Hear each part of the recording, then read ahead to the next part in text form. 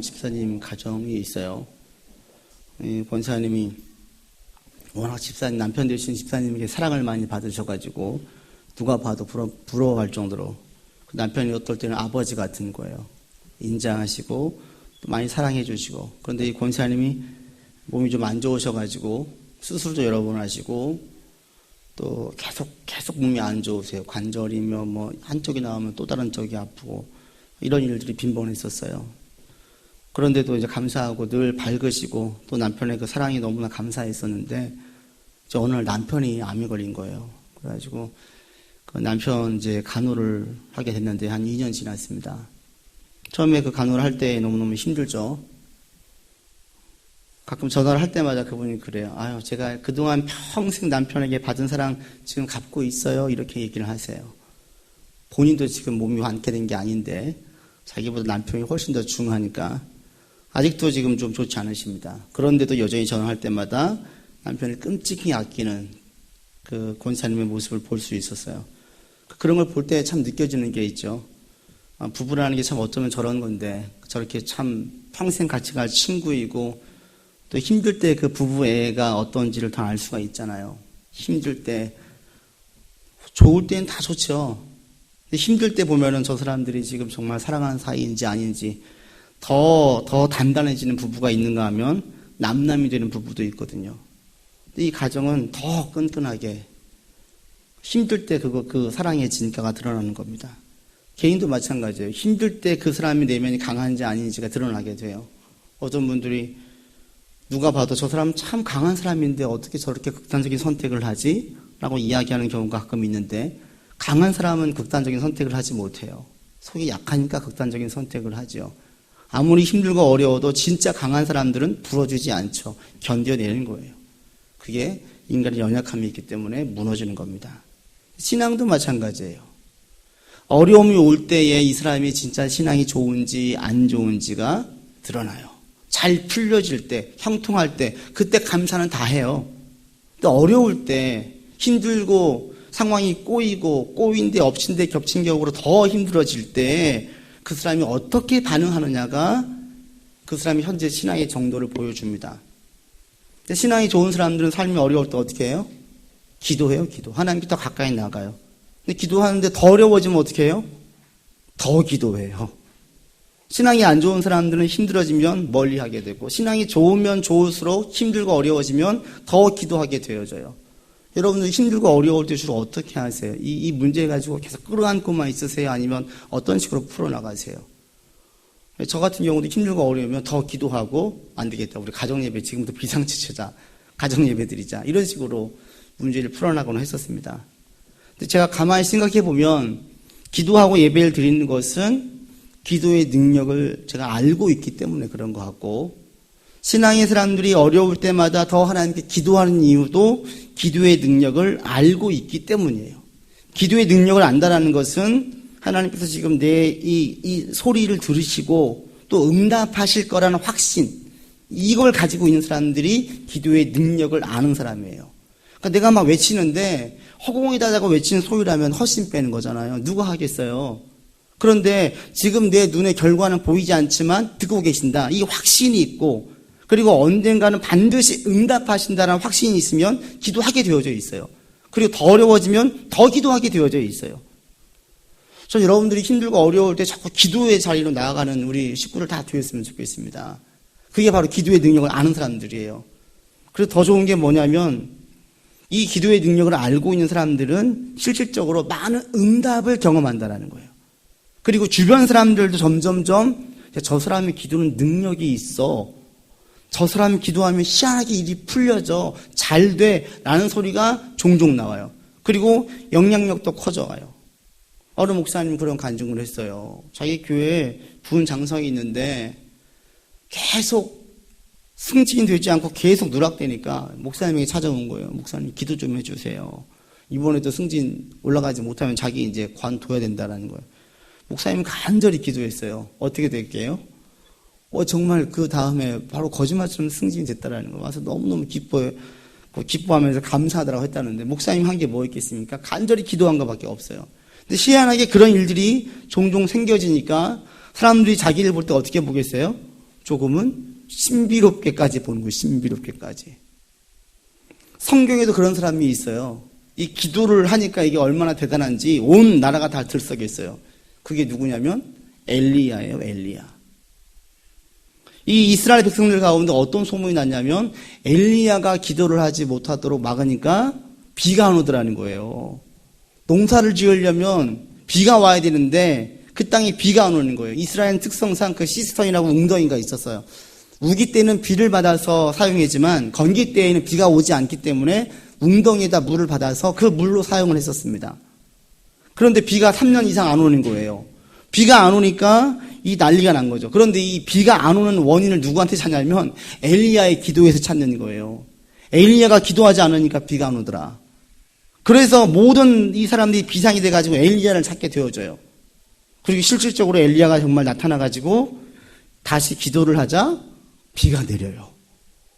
그러니까 누가 봐도 사실인 거죠. 그러니 엘리야의 그 위력, 이 말 한마디가 얼마나 대단하겠습니까? 기도의 능력을 알고 그 능력 가운데 확신 속에서 계속 기도하시는 사람들은 많은 응답의 역사가 있고요. 이 응답의 역사가 이 세상에서 영향력으로 발휘하게 되어져요. 제가 목회를 이렇게 맡아서 하게 되다 보니까 저도 이런 응답들이 좀 더 많았으면 좋겠다라는 욕심이 자주 들어요.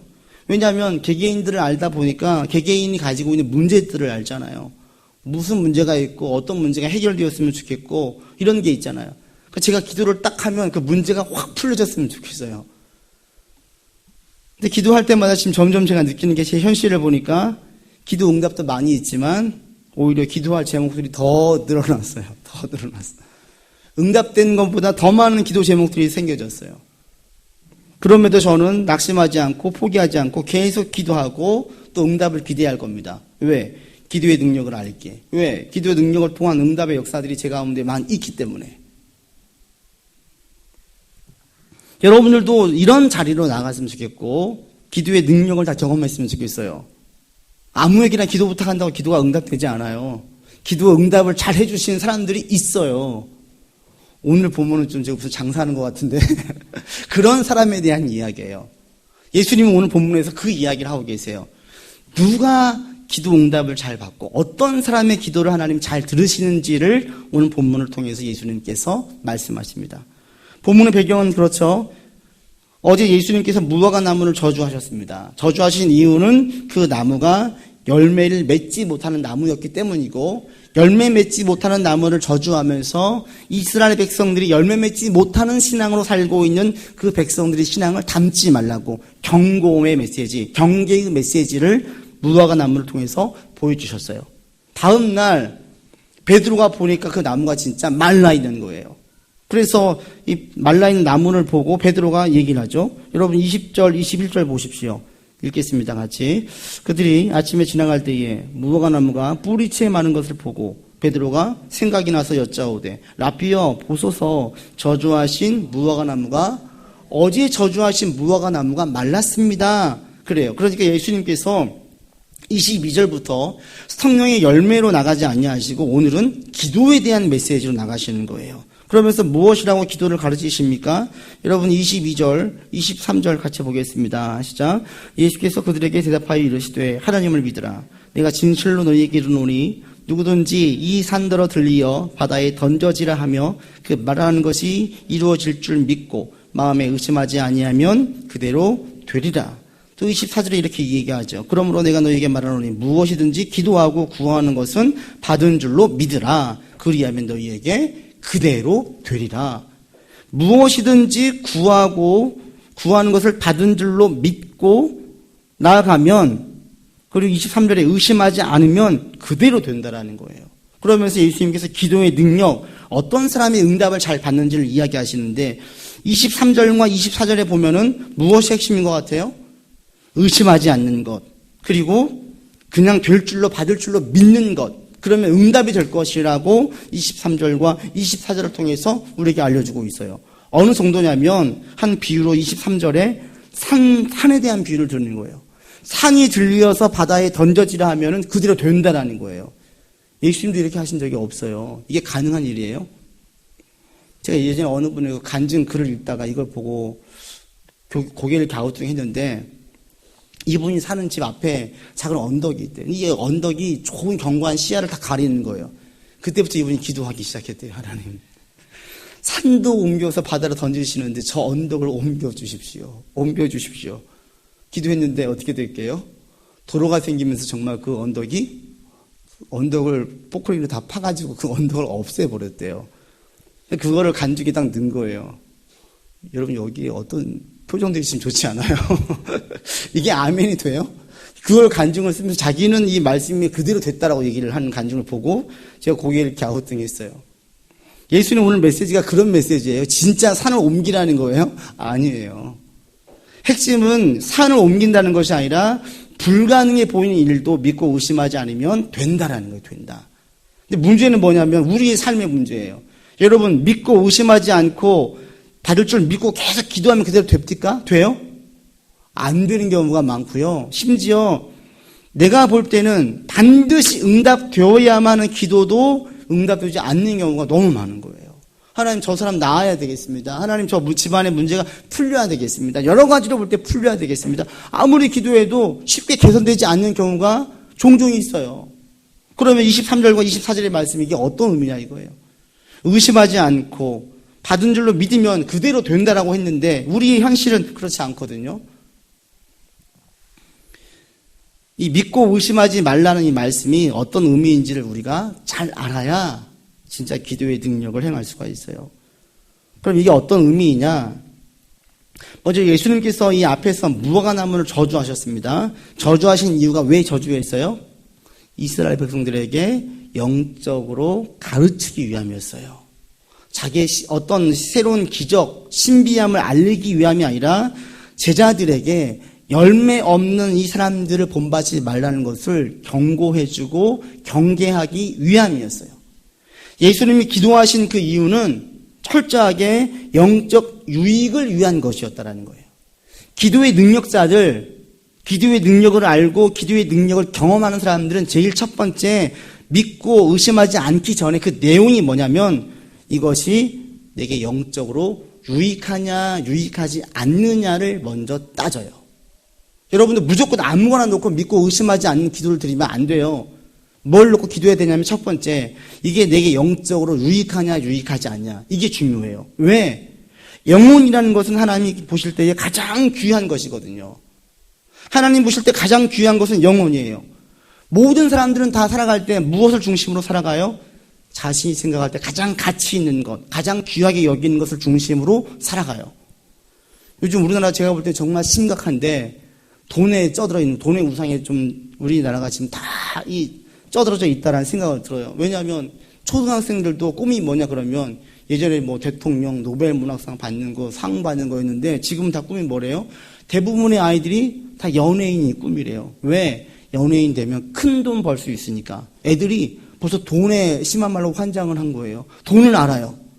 돈이 많으면 행복할 것이라는 것이 이 세상을 통해서 계속 이 아이들에게 전해지는 거죠. 그러니까 이건 아이들의 문제가 아니라 우리 한국 사회의 문제인 거죠. 그리고 외모 지상주의에 빠져 있죠. 성형이 제일 많은 나라가 우리나라 아닌가요? 그런데 성경 진리를 통해 우리가 알 수 있는 것은 가장 중요한 가치를 소홀히 여길 때에 그 인생은 피폐해지게 되어져 있어요. 가장 중요한 것을 중요한 자리에 놓지 않고 인생을 살다 보면 허무해져요. 공허해져요. 그 삶이 피폐해진 걸 느낄 수가 있어요. 이게 한두 사람의 문제가 아니라 우리 한국 사회 전반에 지금 다 만연되어져 있다는 거예요. 이게 위기죠. 여튼 사람들은 자신이 가장 중요하게 여기는 것을 중심으로 살아가요. 오늘날 다 돈 해요. 돈 중심으로 모든 걸 다 쏟아부어요. 자기 외모를 예쁘게 하기 위해서 모든 걸 다 쏟아부어요. 그런데 하나님이 가장 중요하게 여기시는 건 뭐냐면 영혼이라는 거예요. 영혼. 왜? 그 영혼이 그 무엇과도 비교할 수 없는 가장 큰 가치, 하나님이 이 세상의 그 어떠한 동물들과도 다른 가장 유일한 것이 생명이 되게 했던 영적인 존재를 만들었기 때문에 그래요. 영혼이 살아나면 그래서 모든 게 살 수가 있고요. 영혼이 죽으면 다 죽는 거예요. 저희 집에 화분이 있어요. 잘 관리를 안 해가지고 죽어가요. 엊그제도 보니까 입이 다 시들어가지고 거의 죽기 직전이에요. 거짓말처럼 갔다가 물만 참 부어놓고 하루만 지나면 입이 다시 살아나요. 잎은 말라도 괜찮죠. 줄기는 말라도 괜찮아요. 뿌리만 마르지 않으면 돼요. 우리 인생의 뿌리가 뭐냐면 영혼이라는 거예요. 영혼. 돈 좀 없어도 괜찮아요. 건강 잃어도 괜찮아요. 친구 잃어도 괜찮아요. 다시 회복되어진 사람들을 많이 봤어요. 그러나 성경에서 이야기할 때 영혼이 잃으면, 영혼을 잃어버리면 이건 회복이 없다라는 거예요. 예수 그리스도를 통해서 구원받지 않고 예수님을 통해서 이 믿음으로 새 생명을 받지 않고서는 살아날 길이 없다라는 거예요. 돈은 다시 벌 수 있어요. 친구 내가 다시 신용을 주고 신뢰를 주면 다시 쌓아갈 수 있어요. 건강도 다시 신경을 쓰면 어느 정도 회복할 수 있어요. 영혼은 내 힘으로 할 수 있는 게 아니라는 거예요. 그리고 이 영혼은 영생하는 거죠. 영원히 사는 거예요. 그래서 하나님이 가장 중요하게 여기시는 것이 우리의 영혼이에요. 때문에 우리 영적인 것을 위해서 하나님 제가 지금 기도드립니다. 이럴 때 하나님은 가장 예민하고 가장 크게 반응하세요. 기도드릴 때에 영적인 유익이 되어지고 영적으로 살아나는 부분이기 때문에 기도를 드리잖아요. 제일 우선순위에서 하나님께서 여기에 반응하신다는 거예요. 그러니 기도의 능력자들, 기도 응답을 많이 받는 사람들은 이 부분을 기도할 때 제일 먼저 신경을 써요. 이것이 지금 내게 영적으로 유익하냐, 유익하지 않느냐, 또는 아예 해롭냐, 이거에 의해 가지고 분별을 한다는 거예요. 그러니까 앞서 말씀드린 산을 옮겨달라는 기도는 잘못된 게 철저히 자기 유익이지 영적 유익과는 아무 상관이 없어요. 여러분의 기도의 능력을 아는 사람이 되기 위해서는 첫 번째, 여러분 기도 내용을 한번 보세요. 무조건 기도한다고 되는 게 아니라 나의 기도 내용이 내 영혼에 유익한 부분에서 드리는 기도인지, 아니면 영혼에 아무 관련이 없는 기도인지, 아니면 내 영혼을 해롭게 하는 내용이 기도인지, 그러면 하나님이 영혼의 유익을 위한 기도에 제일 먼저 관심을 둔다는 사실을 아시고, 여러분 기도하실 때에 먼저 이 부분을 염두하세요. 지금 내 기도 제목이 내 영적인 유익을 위한 부분이냐. 그러면 이것을 염두에 두고 이것을 전면에 내세워서 기도하시다 보면 응답을 받게 되어져 있어요. 누군가에게 기도를 부탁할 때에도 이런 분들에게 기도 부탁을 하세요. 늘 무엇인가의 이 세상의 것들의 가치에 완전히 쩌들어 있는 사람들에게는 기도 부탁하지 마세요. 아무 힘이 없어요. 하나님께서 더 귀 기울이시고 더 관심을 두시는 그분들에게 기도 부탁을 해야 기도 응답이 더 많아져요. 그리고 또 한 가지, 예수님께서 믿고 의심하지 말라는 걸 볼 때 우리가 또 한 가지 염두에 둘 게 있어요. 아무리 영적 유익이 있어도 이것만으로는 되지 않고 또 한 가지가 있는데, 그게 뭐냐면 하나님께서 그것을 약속하신 내용이냐 말씀하신 내용이냐가 또 하나 중요해요. 무조건 믿고 의심하지 않고 달라고 기도할 게 아니라 이게 성경에 약속된 것이냐, 하나님께서 주신다라고 개런티했던 것이냐, 이걸 보라는 거예요. 하나님 주신다라고 약속했던 것이면, 그리고 영적 유익이 되어지면 믿고 기도하라는 거예요. 이스라엘 사람들에게 엘리야는 대단해 보였습니다. 그죠? 왜? 기도하니까 비가 왔어요. 그런데 성경은 엘리야에 대해서 그렇게 이야기하지 않아요. 그리고 엘리야도 단 한 번도 자기 마음대로, 자기 기분대로 기도해서 응답받은 적이 없어요. 자, 한 3년 지났으니까 이스라엘 백성들이 애달겠지. 자, 지금쯤 기도해가지고 비 내리게 하면 이 백성들이 하나님 믿겠지? 영적으로 유익하겠지? 어디 기도 한번 해볼까? 라고 엘리야가 기도하지 않았어요. 열왕기상에 보면 어떻게 됩니까? 많은 날이 지나고 제3년의 여호와의 말씀이 엘리야에게 임하여서 이르시되 너는 가서 아합에게 보이라. 내가 비를 지면에 내리겠다. 하나님께서 엘리야에게 말씀을 주세요. 자, 엘리야야 가라. 이제 비 내릴 거야. 약속을 엘리야가 받고 가서 기도하니까 비가 내리는 것이지 어디 비 한번 오게 해볼까로 기도하지 않았다는 거예요. 기도의 능력자들 가운데는 모든 이 원리를 다 가지고 있어요. 이렇게 기도를 해요. 요한복음 15장에서 예수님께서 말씀하세요. 무엇이든지 원하는 대로 구하라. 그리하면 이루리라. 오늘 본문과 똑같죠? 무엇이든지 원하는 것이 있니? 기도해라. 다 들어줄게. 그런데 이걸로 끝나지 않고 전제가 있어요. 요한복음 15장 7절에 어떻게 전제하냐면 너희가 내 안에 거하고 나의 말이, 하나님 말씀이 너희 안에 거하면 그때 무엇이든지 구하라는 거예요. 그러니까 무엇이든지 믿고 구하고 의심하지 않으면 다 응답받는 것이 아니라 첫 번째 영적 유익이 있느냐, 두 번째 그것이 하나님 말씀 안에서 나오는 기도 제목이냐 이거예요. 믿음의 사람들은 바로 이렇게 하나님의 말씀 안에서 드리는 기도로 나아가다 보니까 응답을 받아요. 그래서 많은 기도 응답을 받는 사람들은 기도 내용이 바뀌어져요. 처음에는 자기 의도, 또 내 중심, 내 마음이 중요해요. 이걸 가지고 기도를 했었어요. 계속 아리웠었어요. 점점 올바른 기도, 또 기도의 응답을 받다 보다 보면 점점 하나님의 의도, 하나님의 중심, 하나님의 마음이 내게 전해지면서 이것을 가지고 기도를 하기 시작해요. 그러면 그 안에서 많은 기도의 응답을 보게 되어집니다. 전 여러분들이 이런 기도 응답을 좀 받았으면 좋겠어요. 그래서 여러분 오늘 한번 기도하고 있는 내용들을 살펴보시면 좋겠는데, 여러분 기도 내용이 어떤 내용이에요? 첫 번째, 영적 유익, 내 영혼의 유익이 되는 기도입니까? 그리고 또 하나, 하나님께서 개런티 하신 것입니까? 성경에 약속되어져 있어서 그것을 믿고 기도하는 것입니까? 그렇다면 그때부터는 의심하지 마시고 믿고 믿음 가운데 힘써 기도하세요. 그러면 하나님께서 응답해 주신다는 거예요. 절대 낙심하지 말라는 거예요. 갈라디아 사도 바울이 말합니다. 우리가 선을 행하되 낙심하지 말지니 포기하지 아니하면 때가 이름에 거두리라. 이제 우리에게 필요한 것은 뭐냐면 때가 이르기만 하면 되는 거예요. 때가. 그 때는 나는 몰라요. 그러나 하나님의 때가 되면 거두게 하신다는 거예요. 이것을 믿고 계속 이 원리를 가지고 기도를 하시다 보면 어느 순간에 이전보다 훨씬 더 많은 기도의 응답이 내 가운데 있음을 보게 되어져요. 여러분들 가운데 이런 기도의 응답을 좀 많이 받기를 정말 원합니다. 왜? 기도 응답을 많이 받으면 삶이 어려워질 때마다 더 기도하게 되어져 있어요. 기도를 하면 하나님만 더 의지하게 되어지죠. 하나님 더 의지하면 신앙이 성장하게 되어지죠. 신앙이 성장해 성령의 열매를 맺게 되어져 있고요. 다 이게 맞물려져 있어요. 지금 여러분 가운데 기도의 내용들이 어떤 내용인지 한번 보세요. 어떤 제목으로 기도하십니까? 단순히 그냥 내 필요에 의해서만 기도를 하십니까? 물론 그것도 필요하면 기도를 드려야죠. 하나님 우리 아버지이시니까. 그러나 많은 기도의 응답들은 응답받은 것들은 하나님께서 보실 때 그것이 우리 영혼에 유익하기 때문에 주시는 경우가 많고요. 그리고 하나님의 뜻에 하나님 속성에 합당하기 때문에 응답하신 경우가 훨씬 많아요. 여러분들 좀 지금 세상이 너무너무 어렵고 힘들고 오늘 찬영제 기도할 때도 우리나라뿐 아니라 전 세계적으로 지금 다 비상이고 어려운 가운데 있는데 이때 하나님께서 원하시는 게 뭐냐면 기도의 사람들이에요. 기도의 사람들. 세상에서 많은 일을 하는 사람들이 아니라 무릎 꿇고 하나님께 간절히 기도하는 사람들을 지금 더 많이 필요하고 계세요.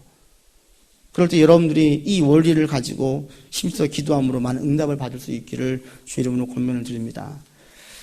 오늘 본문에서 예수님께서 이 믿고 의심하지 말고 구하라 다 받는다 이 내용이 바로 이런 내용이에요. 그런데 기도를 가르치실 때에 이걸로 끝나지 않고 25절로 이어집니다. 이게 대단히 중요한데 왜냐하면 우리나라 사람들은 25절을 기도할 때 절대 중요한 키포인트를 보지 않아요. 25절 같이 보겠습니다. 시작.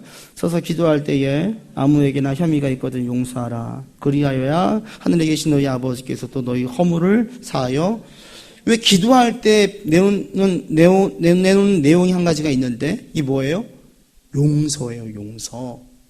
우리는 기도할 때 어떤 식으로 생각을 해요? 하나님께 나아가는데 마음의 자세, 하나님께 나아가는데 열심만을 생각을 하는데 예수님은 오늘 본문에서 그렇게 끝나지 아니하시고 주변 사람들과의 관계가 기도의 응답에 영향을 끼친다라고 얘기를 하세요. 네가 지금 누군가를 미워하는 마음이 있니? 누군가에 대한 원망의 마음이 있고 불만의 마음이 있다면 그거 먼저 기도하라는, 그거 먼저 해소하라는 거예요.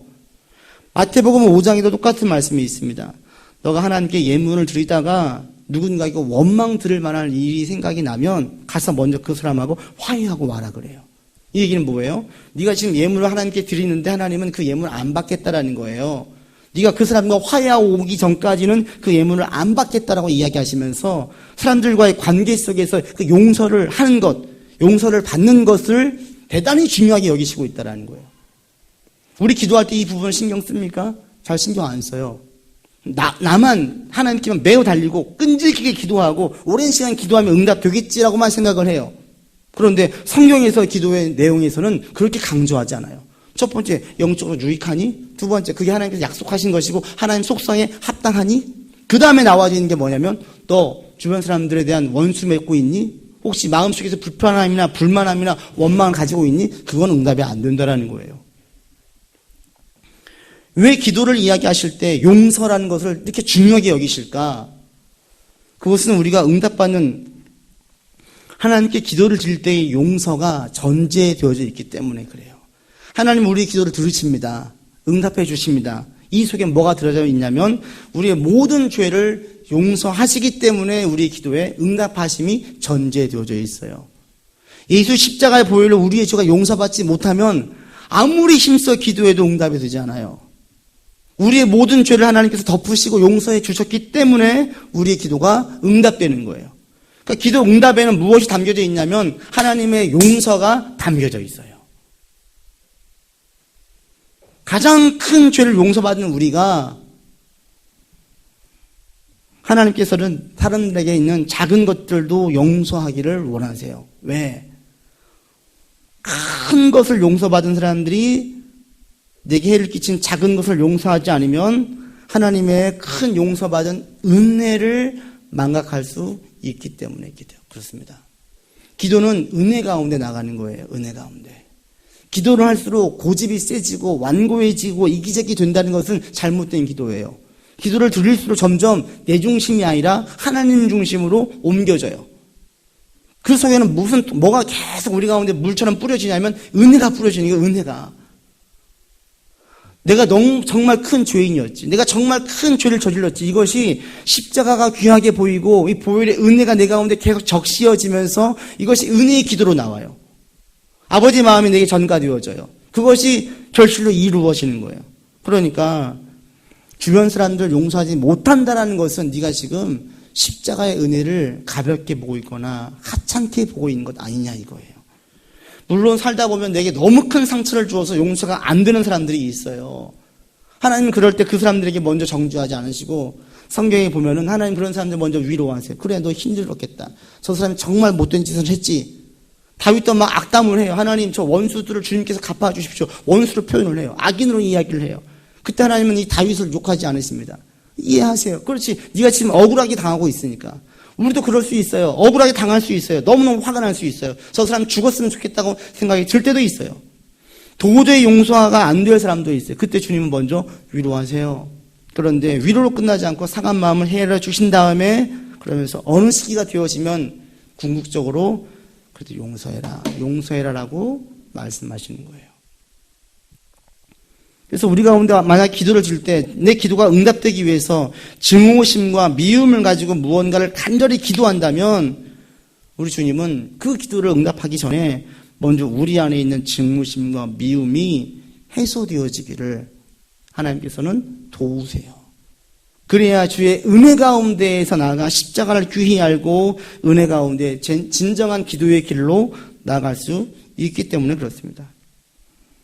불만을 품고서 증오심과 미움을 가지고서 기도하는 사람들은 입은 무성하지만 열매 없는 사람과 똑같습니다. 혹시 여러분 가운데 누군가 미워하는 사람이 있으세요? 또는 누군가 늘 증오심에 차 있는 사람을 보세요? 그런 사람들은 기도 응답이 잘 안 돼요. 그 사람을 위해서가 아니라 여러분 자신을 위해서 누군가에 대한 미움, 악감정, 불만이 있다면 다 하나님께 기도로 얘기하세요. 하나님 제가 용서하겠습니다. 그 사람 제가 용서하겠습니다. 제게 큰 상처를 주었지만 제가 용서하겠습니다. 하나님께 기도하세요. 왜? 그래야 기도의 능력의 자리로 나갈 수 있기 때문에 그렇습니다. 오늘 본문에 예수님께서 말씀하신 기도의 능력, 응답받는 이 원리는 이렇게 세 가지를 말씀하고 있어요. 첫 번째, 내 영혼에 유익하냐? 여러분도 한번 따져보세요. 두 번째, 내가 하는 기도가 하나님 말씀과 하나님 속성에 근거할 때 합당한 것이냐? 그렇다면 의심하지 말고 믿음 가운데 힘써 기도하세요. 그리고 또 하나, 내가 주변 사람들을 향하여서 분노나 원망이 없느냐? 이것은 예수님의 은혜를 망각하게 만드는 건데 이 은혜 가운데에서 기도로 나아갈 수 있는 이 세 가지의 원리를 여러분 것으로 삼으셔가지고 기도의 능력 가운데 나가시고 기도의 결실을 맺어지는 여러분 되기를 간절히 원합니다. 기도합시다.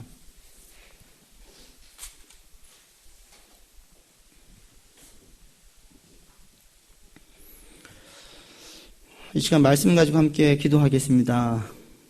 하나님, 제가 기도의 능력자, 기도의 용사가 되기를 원합니다 라고 기도하세요. 그리고 하나님, 제 가운데 많은 기도의 응답을 보기를 원합니다. 기도가 응답되면 재밌습니다. 기도가 재밌어요. 하나님, 기도의 응답이 제 가운데 많이 있기를 원합니다 라고 기도합시다. 그러기 위해서 여러분 이제 오늘 끝나고 한번 혼자 생각을 해보십시오. 내 영혼에 유익한 게 무엇인지, 내가 아뢰는 것이 하나님 속성과 말씀에 근거할 때 합당한지. 또 오늘은 한 가지만 우리가 생각해 봅시다. 혹시 우리 가운데에 누군가를 향한 원망과 미움이 있습니까? 이 시간 용서하십시오. 하나님, 제가 용서하겠습니다. 그리고 기도의 자리에 나가서 열매 맺는 신앙이 되길 원합니다. 함께 기도하겠습니다. 아버지 하나님, 우리가 기도의 용사로 서기를 원합니다. 이 시간 예배드리는 모든 자들이 믿음의 용사로 서기를 원합니다. 하나님 도와주시옵소서. 믿음의 용사 되게 하여 주시옵소서. 기도의 용사 되게 하여 주시옵소서. 기도의 능력을 아는 자들 되게 도와주시옵소서. 그리함으로 힘들고 어려울 때에 홀로 헤매지 아니하고 혼자 고군분투하지 않도록 도와주시고, 힘들고 어려울 때 더 주님을 의지하고 기도하면서 아버지 기도의 응답을 받는 자가 될 수 있도록 인도하여 주시옵소서. 아버지, 다시 한번 간구드립니다. 하나님 도와주십시오. 하나님 인도해 주십시오. 우리 모든 믿음의 식구들 하나님 인도해 주시어서 기도의 용사로 서기를 원합니다. 기도의 응답을 경험한 자들 되어지기를 원합니다. 많은 기도의 응답을 맛보게 하여 주시옵소서. 무릎을 꿇게 하여 주시옵소서. 간구하게 하여 주시옵소서. 아버지 뜻에 합당하고 하나님 영적으로 유익한 것이라면 믿고 의심하지 않는 가운데 힘써 기도할 수 있도록 인도하여 주시옵소서. 아버지 하나님, 또한 우리 가운데 누군가에 대한 미움과 원망의 마음이 있다면, 악감정이 있다면 이 모든 것들을 주님 용서합니다. 끝을 한번 용서하겠습니다. 아버지 하나님, 용서하오니 주여, 이제는 우리가 주의 은혜의 통로 가운데 은혜 아래에서 힘써 기도할 수 있도록 주여 우리를 인도하여 주시옵소서. 주님이 원하시는 바이고 이것이 바로 기도의 능력사로 서는 것이오니 이 원리를 나의 것으로 삼아서 기도의 용사가 다 될 수 있도록 주여 온전히 인도하여 주시옵소서. 하나님 도와주시옵소서.